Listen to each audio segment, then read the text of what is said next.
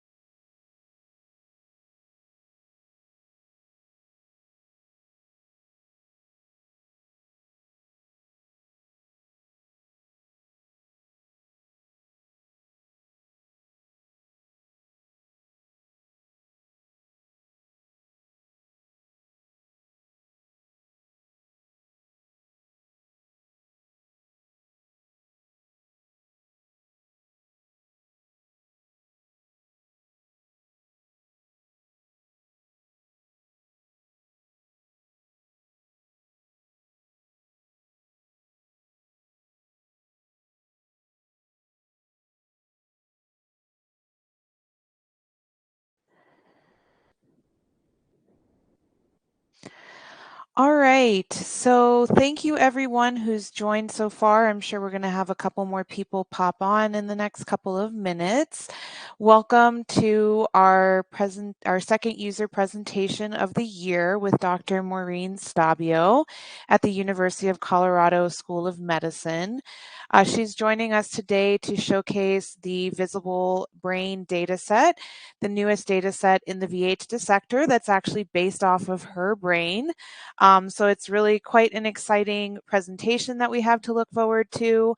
From my own personal experience, it's great to see this data set in the VH Dissector now. When I was a student in the Modern Human Anatomy program, where Dr. Stabio teaches, I was actually using it in Slicer, which is a completely different platform. So there's been many iterations of how her students have been using this data set, and we're just thrilled to be able to share this with you all today.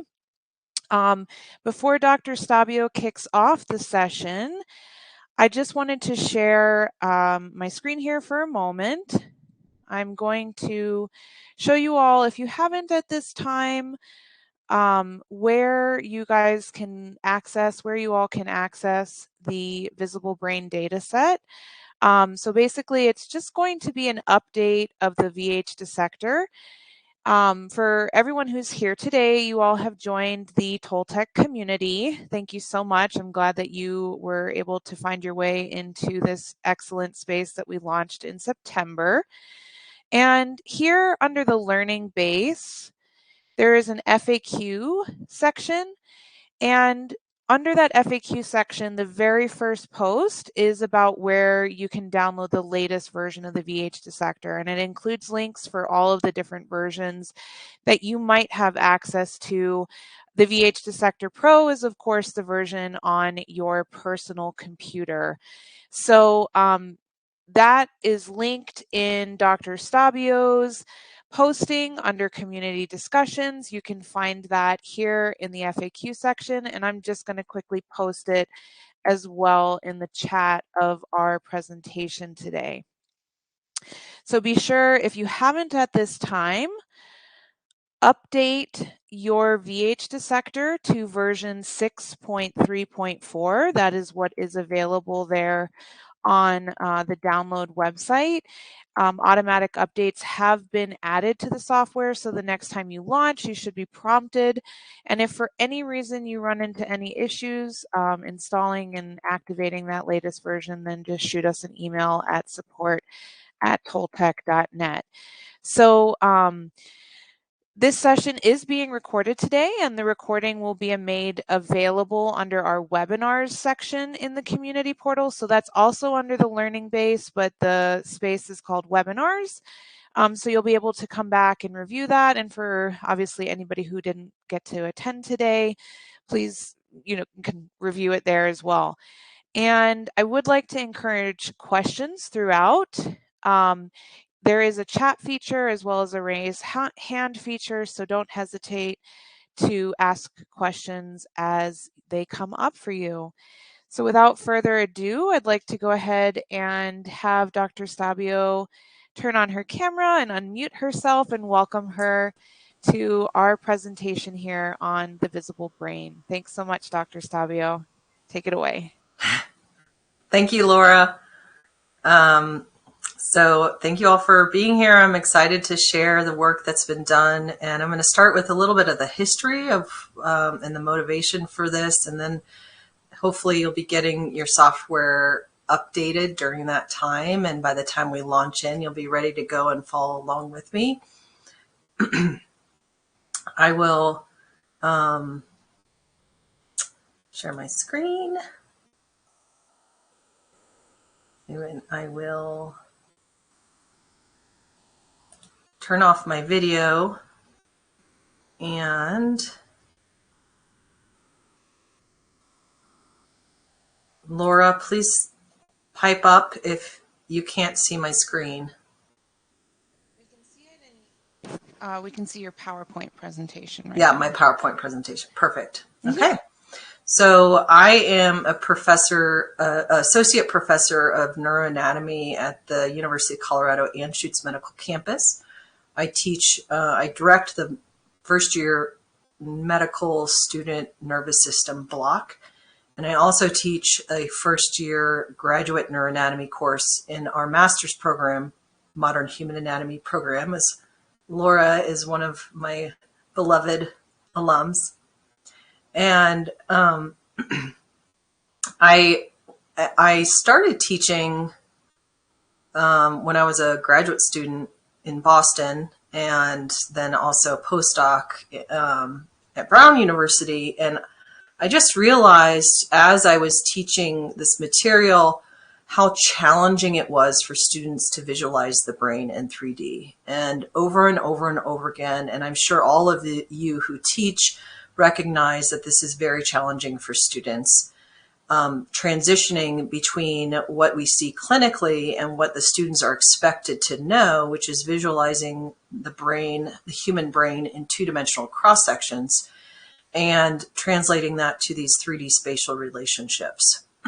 And the first time I took neuroanatomy in graduate school, I memorized every little piece of the cross-section, and I passed the course, and I had no idea what the brain actually looked like until I had a professor who built a clay model of the brain that sort of looked like this. And it was this aha moment when I finally could visualize the brain in 3D. I mean, I thought this was a Rorschach test, these cross-sections.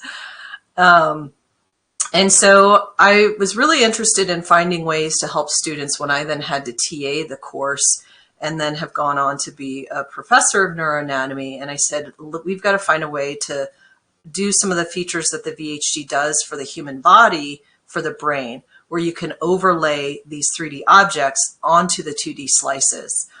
And so I went early when I started my position here at the University of Colorado. I found a 7 Tesla scanner that I could get time on. We don't have one here, so I went to Auburn University and got time on their machine, and acquired this image of. I was trying to get my husband to go, but he had some metal in his mouth from a retainer, and so I had to do it. So this is actually my brain in 7T. Here's the data set that has been. You are probably downloading in the new version of the VHD if you haven't already. And the initial idea for this actually came from a student, a first-year medical student, Zach Drapkin at Brown University, when I was teaching there and I was a postdoc. And he said, Dr. Stabio, why don't we make 3D models like this? And he built these from a data set that we can overlay onto the 2D brain. When he did this, it was a pretty low resolution, and we didn't have a platform to use this data set. So we were using, we were using Slicer, and then a graduate student in the MHA program, Emily Mastay, who I think might be out there, big shout out to Emily, said, I want to do this. And so she took the 7 Tesla brains data set and segmented, bit by bit, pixel by pixel, the different brain areas. And it was pretty exciting to have students. I've had other students work on this since, Tim Miller, and then obviously the team at Touch of Life Technologies, including Laura Finger and Laura Winkle and Jake Shear, who have really run with this project and have collaborated with Toltec to put this into a user-friendly module in the VH Dissector. And so I'm going to show you how this works and how I'm going to demonstrate some features of this, how to use it, and then kind of share with you the ways in which I've used this from high school students all the way to medical students. And it's such a versatile program that can be used at multiple levels. So I'm going to show you, if you open the VH Dissector, this is what should come up for you, just like normal, right? There's our visible man. And there's a couple of different tabs here on the right. One of them is Welcome to Dr. Stabio's 3D Brain. And that kind of just tells you a little bit of the history of this, the development of this project. And we even we did an educational research study with medical students demonstrating its efficacy. And I'll talk about that a little bit later as we get through. So how do you get to the the visible brain? So what you want to do is go here to the tab up at the top that shows the little man. If you hover over it, it says anatomy. And you're going to pick the image that looks like the brain. Ta-da! And that takes you into the brain data set. And here it is in my brain. If you go to the cross sections tool, you can adjust the skin opacity. Well, it's skin, but it's really cortex. But it's a skin tool that we use for the rest of the body. And at maximum opacity, you can see here my brain. That's been... Now, this brain is before I had children several years ago. I imagine a lot of cortical atrophy since then. So I guess this is a moment in time when my brain was much stronger than it is right now. Okay, so now we're going to go back to the skin tool, and I'm going to put it at about 50% for now. All right. Now, so up here, these arrows are just if you click on those arrows, you have the translate function. If you click on the rotating icon, you can rotate the brain. And then this is dissect, just like the other features, and this is highlight, so we can highlight things in color, and then we can pin them. So what I'm going to do now is add some of the objects. So I'm going to actually add, all of them are on right now, and I'm going to highlight so we can see. I'm going to make the skin opacity a little lighter. Okay, so you can see that we have all of these different structures highlighted. And so we have, and the name of the structure is up here at the top. So we have in yellow, the ventricular system. In peach here is the caudate nucleus. In pink is the internal capsule. We have the putamen. We'll go through all of this. We have the amygdala, the hippocampus. And then these structures can be dissected. So if I want to remove them, I can get rid of the putamen. Now I'm seeing just the internal capsule. I'm going to make the skin opacity even lighter. And remove that. You can see the caudate nucleus. Remove that. You can see the lateral ventricles. Then we have the corpus callosum, and so on and so forth. And this is really neat, to be able to dissect the structures. But what I really love is the ability to view the 3D objects with to view the 2D cross sections with the 3D objects overlaid. And so to do that, what I did is I erased or hid all the 3D objects, and then I go to the cross section and I'm viewing the coronal, and I'm at skin or cortex opacity of 0.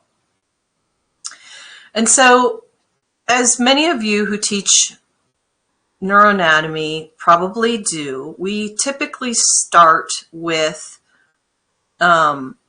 looking at the brain. I always start looking at the brain in coronal sections, and I start with the ventricular system, because I say the ventricular system is sort of like your skeleton on which you build the periventricular structures. And as I'm scrolling, I'm going to hover over here and scroll. Let's see. There we go.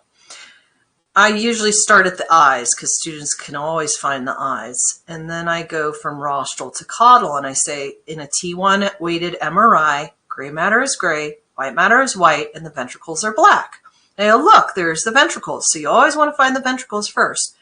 And then I go back further and I say, look, you can see the lateral ventricles that are draining through the interventricular foramen of Monroe to the third ventricle. Look at that. And look, you can even see the inferior horn or temporal pole of the lateral ventricles here in the temporal lobe.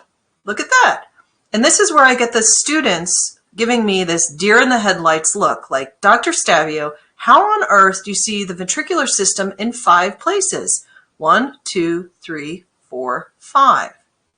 And that's where you go, oh, great question. You turn on the ventricular system. I like to make it blue for water. And, oops, this is where I made a mistake. Turn on that, make it blue. Ta-da! And I have done this with medical students in the lecture hall, 180 of them, and you get an audible, like, wow, I get it. And that is one of the most rewarding moments as a teacher, is when you get that aha moment and they get it. And here, with a simple click of a button, you can provide that for your students. And so this is one of the favorite things that I like to do to start out, because if they can get the ventricles, then all of the other anatomy around it they can build. And so if you click this anatomy little body, this is where then we can add the other structures. So lateral to the lateral ventricles, I add the caudate. And I scroll up, caudate nucleus left, caudate nucleus right, and then I can highlight those with another color. I'm going to make them green, and there they are. And and so on and so forth. So I'm going to pause for a moment and look at the chat. I don't know actually if I can see the chat from where I am. So Laura, could you tell me if there are any questions in the chat, or if anybody has a question so far? Just oohs and ahs from the audience.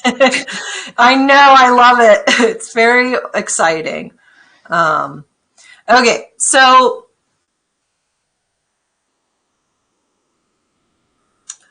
now what we've done, so you can give this to your students and tell them to play around with it. You give them the instructions. We have a tutorial video that Laura made that gives them all of a 3-button mouse is preferred. It makes it a lot easier. And you can give this to your students. I usually have them watch the tutorial video before they come to class, and they can just play around with this.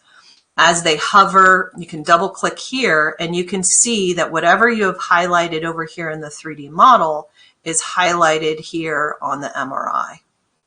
Okay, so you can see the inferior horn of the lateral ventricles, frontal pole, or probably parietal pole at this point of the lateral ventricles, and the third ventricle. So, but the other thing, if you want a pre-prepared lesson, and this is what I do with the medical students, you can go to the VH Dissector Pro homepage by clicking being able to see this screen where there are online lessons. And there's one at the very top that says University of Colorado School of Medicine Interactive 3D Brain Lab. You click that. We're going to take away the password protection. I sort of did this initially when I didn't know if it was actually going to work. So the password is brains, lowercase, the number 4 and the letter U, brains for you. If you want to put that in the chat, Laura, for others to have. And that opens you to the lesson plan that was prepared by my graduate student, Samantha Wilkerson, and then Laura Winkle gave us some feedback on it to improve it over the time, and it's ready to be used. And this is the lesson plan I use with my first year medical students and with my first year MHA graduate students. And so it has learning objectives, and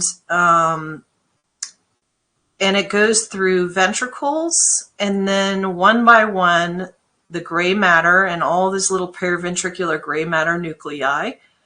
And then it goes through at the end to white matter. And so you can put students in pairs at a computer.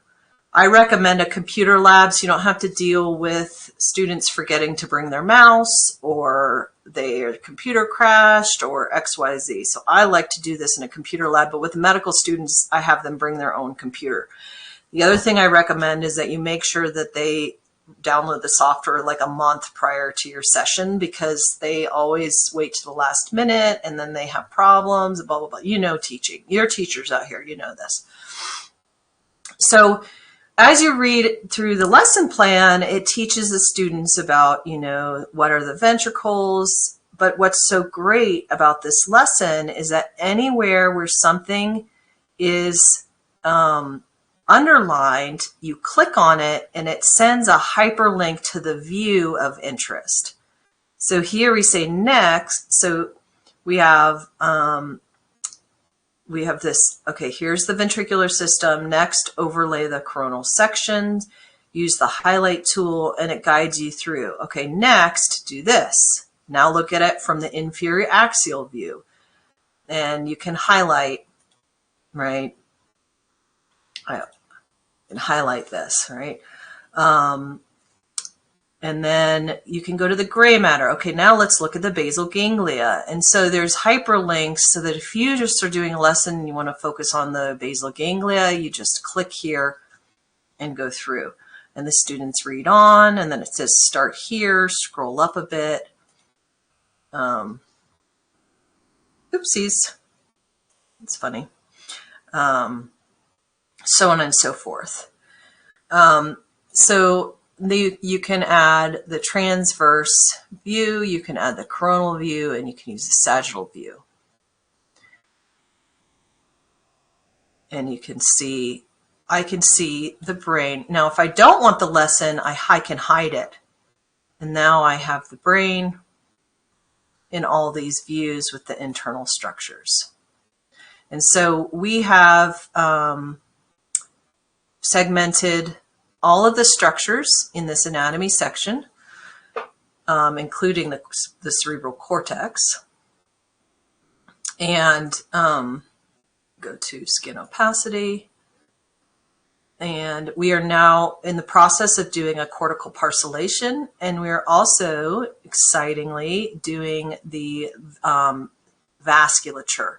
So in the next update that you get, hopefully not too far away, all of the cerebral vasculature and the circle Willis will be segmented, and you can overlay that as well. Let me just get back to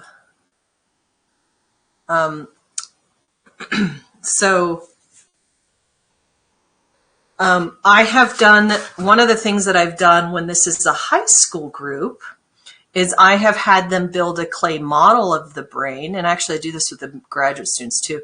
I've made them build a clay model of the brain so that they are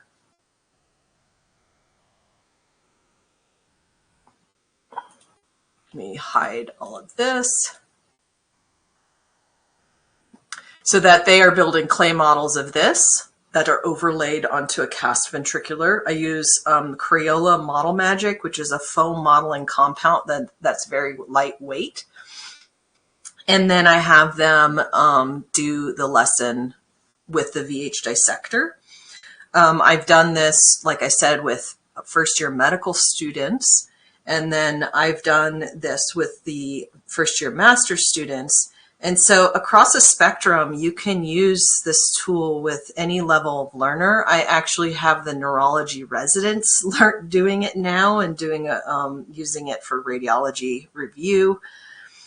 And just a couple comments about when we tested this. We published this in a anatomical sciences education. We had an active control group that looked at diagrams of the periventricular structures. We did a assessment test to see how they scored on an MRI identification test, which is typical of what they would have in their medical school neuroscience course. And what we found between the experimental group that had access to the 3D models overlaid onto the 2D cross sections, and the control group, which just had diagrams and pictures and even 3D models on a piece of paper, the control group had, is that there was no significant difference in between groups for test questions that involved oval or sort of regular shaped things like thalamus, hypothalamus, putamen. They're all sort of round, circular, amygdala. But the structures that were C-shaped, which I think is the most challenging, such as the lateral ventricles, the caudate, the fornix, the hippocampus, those C-shaped structures, there was a significant difference of less than 0.01 p-value between the experimental group and the control group on identifying these structures on the MRI, where the non-C-shaped structures, there was no significant difference. So in other words, can students learn? Yes. But do they really have a good, strong idea of the 3D spatial relationship without this? For C-shaped structures, no. The other part of this is that the students strongly agreed in the question that asked them helpfulness of this session for visualizing 3D structures, and 100% of the students recommended it for future students. So that concludes what I wanted to share with you. I hope that you have the ability to use this. We have resources that will train students on exactly the keystrokes to use and all the different features of the program. And if there's any questions in the chat, I'd be happy to answer. Thank you so much, Dr. Stabio. And yeah, I hope that the chat has been working well. I did post the link. It seemed like it got held up for a minute, but I think everything's posted through. So feel free to enter any questions in the chat, or you can also use the raise hand feature. It's been about 10 years, I think, that we've been working on this, and I'm so excited to see it in a way that we can distribute it and share it with others. So if you have any questions as you use it, or if you want me to share any other resources, please feel free to email me. I'll put my email in the chat as well. You can also contact her through the community portal, just pushing that. There's a nice messaging feature right in there as well. And then feel free to comment on Dr. Stabio's post in community discussions if you have any questions as well.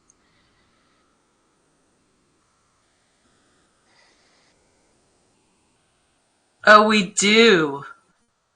We do have master's level trained anatomists seeking teaching positions. Linda, if you want to send me an email with a job description, I would be happy to post it in our community. We post jobs all the time to our students.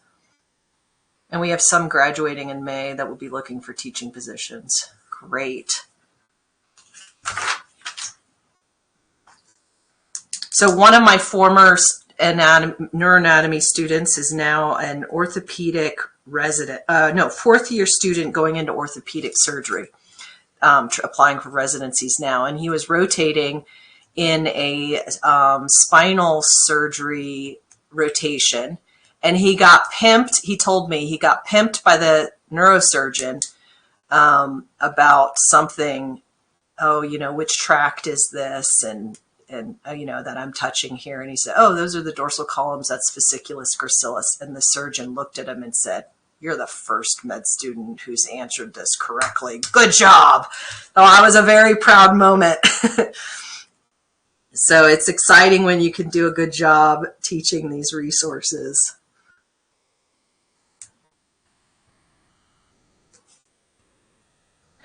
Awesome. Well, we'll keep the session going for just a couple more minutes. It is technically at the top of our 30 minutes together today. But for those of you just typing in questions, we can hang out for a few more moments. Otherwise, Dr. Stabio has posted her email address. You can also reach out to her through the messaging features of the Toltec community portal. And again, we're going to be posting the recording to this session under the learning base where webinars are held. You can access the links to the lessons that Dr. Stabio referenced, including the training, the tutorial video, as well as then let's see what else. If you want to download the latest version of the software, that's under the FAQ section. So we'll make sure that everyone knows how to get this awesome data set. And thank you all for being here today when Dr. Stabio could showcase it for us.